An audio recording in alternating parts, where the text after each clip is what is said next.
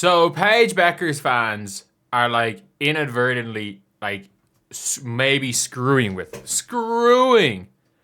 her long-term prospects for the Dallas Wings. This is why we call them Fanfic FC. They are in a position where they are almost certainly going to get the chance to draft Awafam. The Lynx will not do that. The Lynx almost certainly will not draft Awafam. Even though I think Awafam could be a good fit for the Lynx are too much in win now to draft a 19-year-old. Like, the Lynx are going to take a Flaude. They're going to take an AZ. They might just say, we need a real point guard and take Olivia Miles. Awafam is not going to be rookie of the year. But you are, like, Awafam is going to be the best player in this class. Near certainty. Awafam is going to be the best player in the 2026 class. This is not like last year's class. There's no Paige. I think Awafam's near certainty going to be the best player in this class. And when it's all said and done.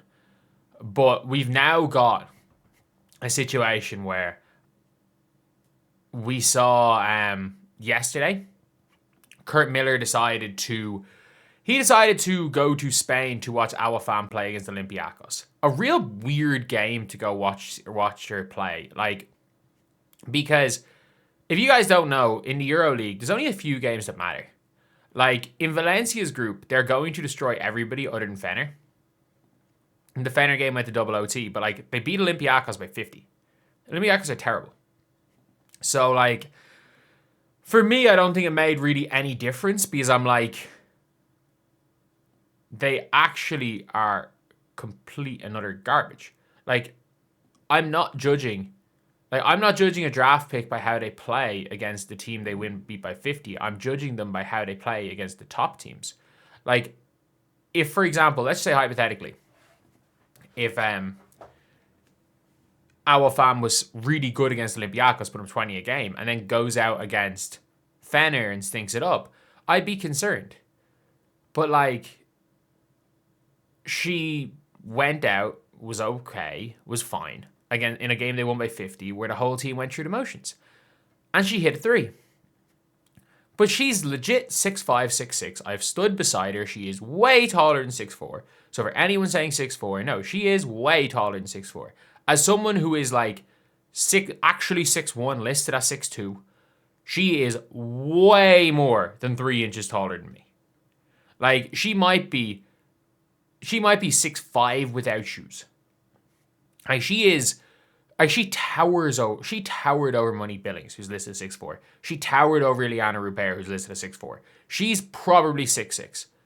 I would say, like, she is nearly the size of Lauren Betts. Look, if you're drafting Lauren Betts in the year of 2026, you're just, as an organization, just go get yourself a time machine and go back to 2012, where drafting the big, slow player works. Even Brittany Griner was an athlete. But, like, the Dallas fans, it's so funny. They are actually there. They would, ironically, would rather the team draft the 7th player. Dallas fans, Paige fans, draft the 6th best player in this class. Potentially 7th if Janiyah Barker breaks into it. With bad knees. Who is at best projected to be a solid starter. Like, there is literally a GM that has said the idea of this player is better than they actually are. It's like they have one transferable skill to the next level, and it's their shooting in AZ Foot. Like, I have no doubt about it that AZ Foot's going to be a player.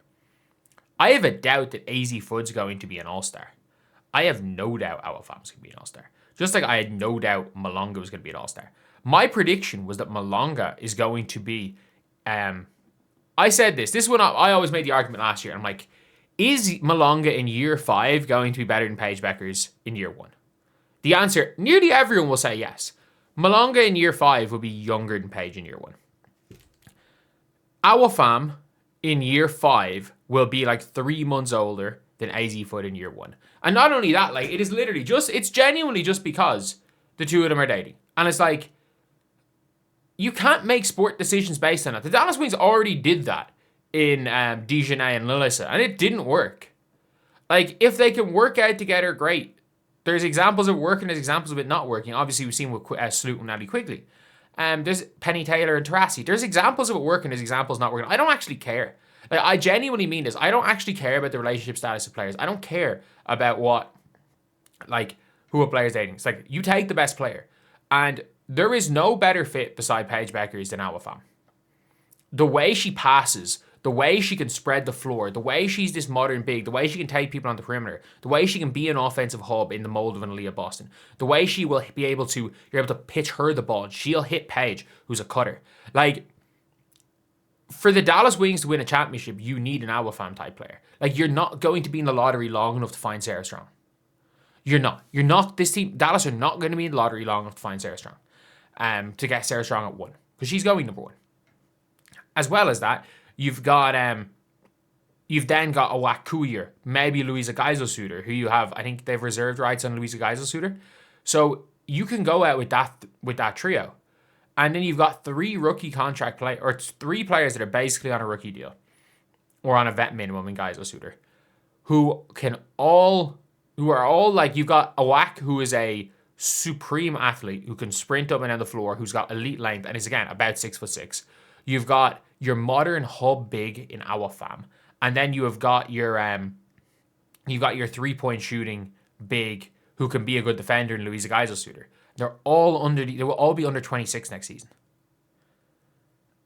And then you've got Paige.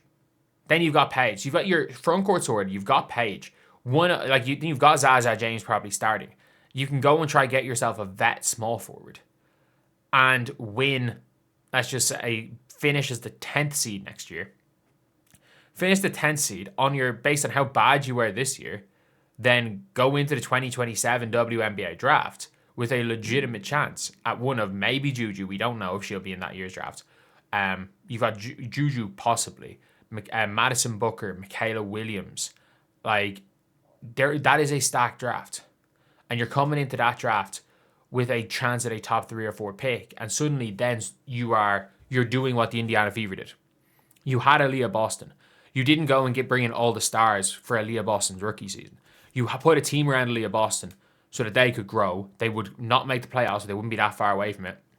You give yourself a chance at the number 1 pick because of the 2-year rule, and suddenly then you land Caitlin Clark, and you can push to the playoffs, and you can push for a title. And that is what the Dallas Wings could build around Awafam and Paige Bueckers.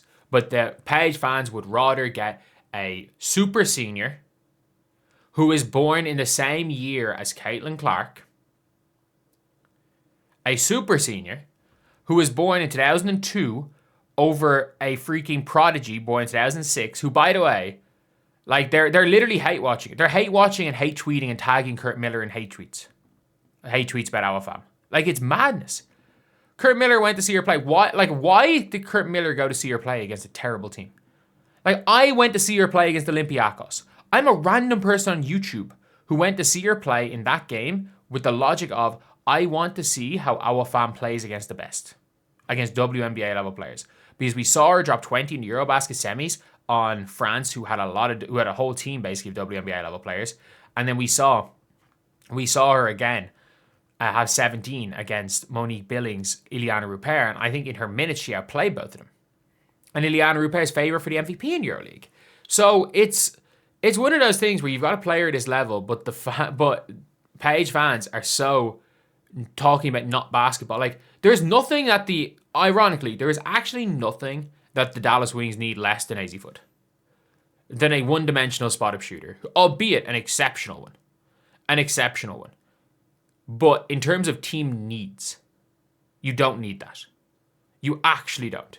Like, you have a one-dimensional spot-up shooter in Maddie Siegerst. You have Paige. You just need a point guard. You need a point guard. You need like a bit of a dynamic point guard or a pass first. Like, you need a Julie Alamont. You need Grace Berger to remember how to shoot. If she figures out how to shoot, you can actually run Grace Berger at the 1. You're fine. But she needs to remember how to score the ball. But you need a whole team. You need to try recreate UConn. And ironically, the main reason why UConn won the championship this year, and they hadn't in previous years, was not because AZ Foot robbed Final Four MLP. Yeah, she hit some shots. It was because of Sarah Strong. Sarah Strong allowed everything. And you have got the 6'6" almost Sarah Strong in Awafam, the way she plays.